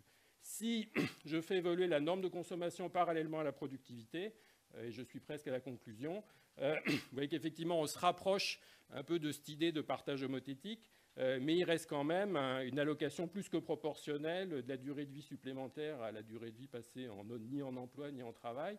Et en fait, pour arriver à l'allocation homothétique, eh bien, il faut que j'introduise en plus ces hypothèses de décalage de mes différents profils liés à l'âge. Donc, en l'occurrence, c'est le rythme de dépréciation du capital humain avec l'âge et le rythme de croissance avec l'âge de la pénibilité ou de la préférence comme loisir, selon la façon dont vous voulez interpréter le paramètre. Et en fait, rétrospectivement, on n'y avait pas pensé au début, mais en fait, rétrospectivement, ça se conçoit tout à fait. La règle de partage homothétique Ça revient à dire on est dans un monde où l'augmentation de l'espérance de vie, c'est simplement une dilatation de l'axe des âges pour les individus. Et pour que effectivement ça fonctionne comme ça, il faut que non seulement l'espérance de vie augmente, mais il faut que tout ce qui est lié à l'âge dans votre modèle se décale exactement de la même façon. Il n'y a qu'à cette condition-là que vous pouvez arriver à la neutralité. Donc vous avez besoin de ce genre de choses pour justifier l'allocation homothétique des années de vie supplémentaires entre les différentes activités. Donc, principaux messages, et c'est mon dernier transparent. Le partage homothétique, c'est un cas intéressant. Je veux dire, c'est une règle du pouce qui peut beaucoup servir dans le débat politique, etc., parce que c'est simple à faire comprendre. Mais si on veut en faire une norme, il y a quand même besoin de politique accompagnatrice. Le fait que dans le modèle, il y ait de la formation tout au long de la vie ne suffit pas à faire apparaître cette solution comme optimale. Il faut aussi qu'il y ait des choses qui décalent les autres paramètres liés à l'âge d'une façon plus ou moins parallèle à la hausse de l'espérance de vie. On retrouve un peu la tension qu'on a eue dans les débats sur la retraite. Il y a les gens qui disent en matière de retraite, les gens devraient uniquement se positionner par rapport à leur horizon de vie, mais en fait les gens se positionnent à la fois par rapport à un horizon de vie et puis par le cumul des années qui sont derrière eux. Et il y a un peu des fois une tension entre l'incidence de ces deux compteurs calculés à partir de points de référence différents. Bon, le rôle des aspirations de consommation, je n'y reviens pas. D'autres questions. Alors, je dois avouer, quand j'avais commencé à réfléchir sur ce modèle, c'était un peu à une autre époque, mais donc c'était à l'époque de la réduction du temps de travail. Je m'étais un peu posé la question de savoir, dans une optique de vieillissement, d'allongement de l'âge de la retraite, si on pense qu'il continue d'y avoir de bonnes raisons à réduire la durée du temps travaillé sur cycle de vie, est-ce qu'il n'y a pas une logique à plutôt allonger, avoir plutôt un modèle de cycle de vie dilué où la durée de vie active est plus longue, mais cette vie active serait moins intense. En l'occurrence, cette piste-là ne ressort pas très bien dans ce modèle et encore une fois, à cause de la force de cet élément de dépréciation du capital qui crée une incitation à essayer de valoriser le capital humain rapidement et de façon relativement intense. Et puis, dernier point, alors là, le modèle, je l'ai plutôt utilisé comme un modèle d'optimisation sociale, disons, pour un individu représentatif. Je crois que c'est aussi un instrument pour réfléchir aux disparités intragénérationnelles, parce que tous ces paramètres qui affectent la structure du cycle de vie optimal, ils vont différer énormément d'une catégorie d'individus à l'autre. Donc il y a des individus dont le capital humain se déprécie rapidement, donc il y a toute la question de la pénibilité, des politiques de retraite anticipées pour ces publics. Et puis il y a une question importante qui est celle de l'espérance de vie. Et en fait, c'est un peu normal des espérances de vie différentielles. C'est un peu normal que ça revienne assez en force dans le débat. Si vous êtes dans la logique de dire, de poser la question de l'allocation des années de vie supplémentaires qui sont apportées par le passage des générations, c'est un peu normal de vouloir poser simultanément la question de l'allocation des années de vie supplémentaires qui sont apportées par le fait d'être dans un milieu social plus favorisé. Et une question qu'on a pu un peu négliger dans une époque où le système de retraite était globalement de plus en plus généreux, revient naturellement en forte lumière, sitôt que le système devient plus restrictif. Et je crois que la prochaine réforme des retraites ne pourra pas éluder ce point. Voilà, je vous remercie.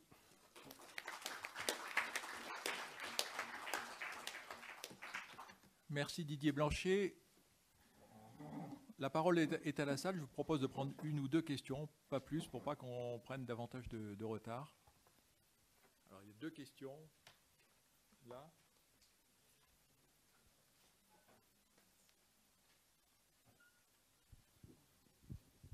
Deux suggestions, plus que des questions. L'une pour Gilbert, l'autre pour Anne.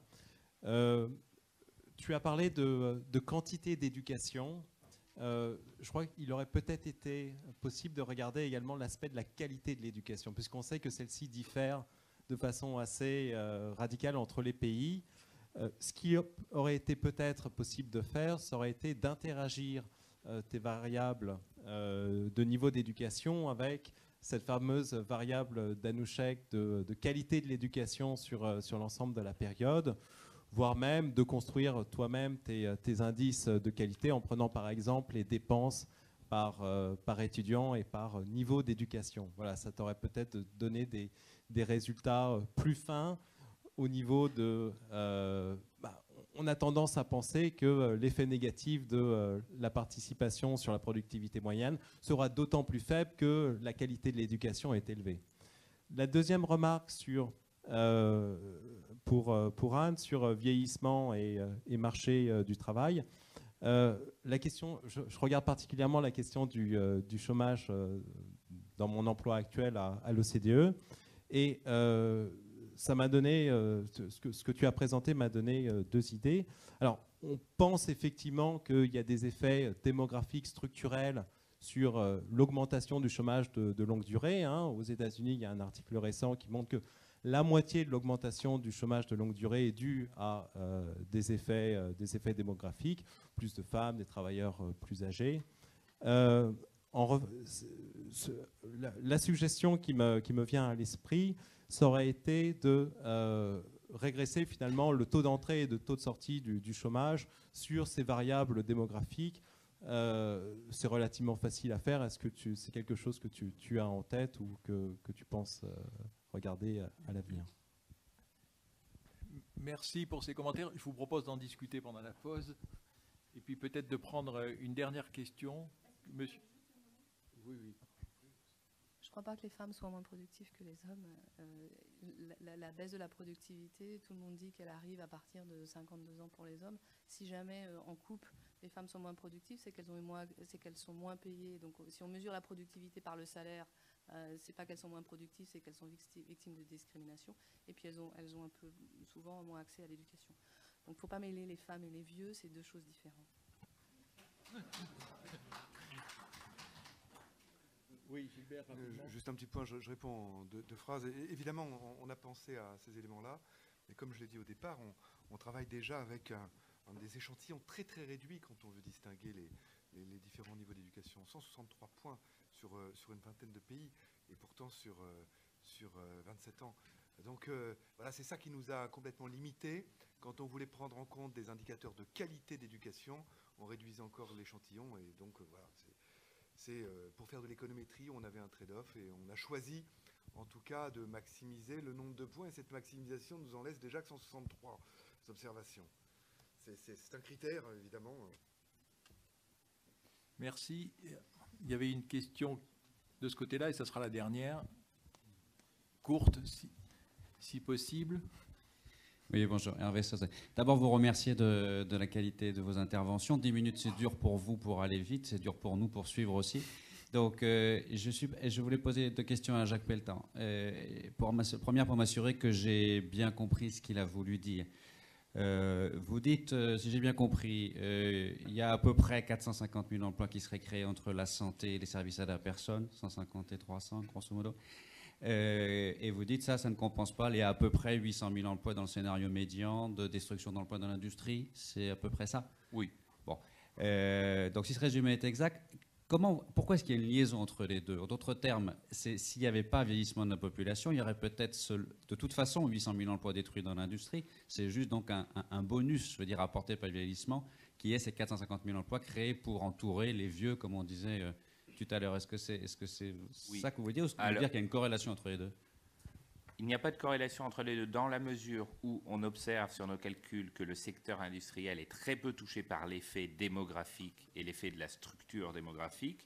J'ai mis les deux en relation parce que c'est, de mon point de vue, les deux éléments majeurs qui touchent les structures d'emploi de nos pays. Un, mutation démographique, et deux, phénomène de désindustrialisation. C'est pour ça que j'ai mis les deux en regard. Et par ailleurs, là où on m'a un tout petit peu aidé, c'est quand on répète sans cesse que les emplois de service à la personne sont très bien puisqu'ils ne sont pas délocalisables. Je voulais simplement savoir s'ils permettaient de répondre à cette question. De manière, la question c'est très court, c'est juste sur la question particulièrement des services à la personne, justement. C'est un secteur que je connais bien parce que je travaille beaucoup pour ce secteur-là. On ne le dit pas beaucoup, mais ça ne marche pas.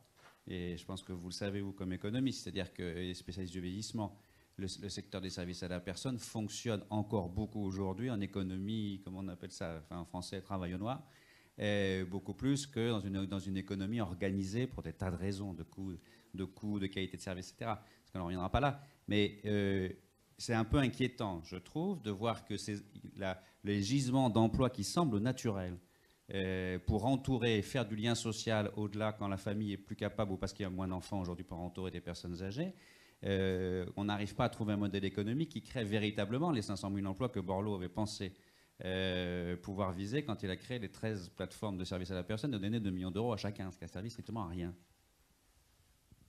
Sachant qu'en plus... Pardon. rapidement. Sachant qu'en plus, je rajouterai un élément, c'est que souvent la perméabilité entre ce qui est travail déclaré officiel, véritable création d'emploi et travail au noir, la perméabilité est très grande. Si c'est votre belle-sœur qui vient ou votre bru qui vient s'occuper de vous, pendant ce temps-là, elle n'a pas un travail rémunéré légal sur ces heures-là. Est-ce que c'est du travail au noir? Est-ce que c'est de la création d'emploi? C'est assez difficile de... Merci. S'il y a d'autres questions, je vous invite à en discuter avec les intervenants. Je voudrais remercier vivement les intervenants et vous inviter à la pause et à reprendre, on va dire, 17h25 précise pour la table ronde. Et j'espère que vous y participerez. Merci.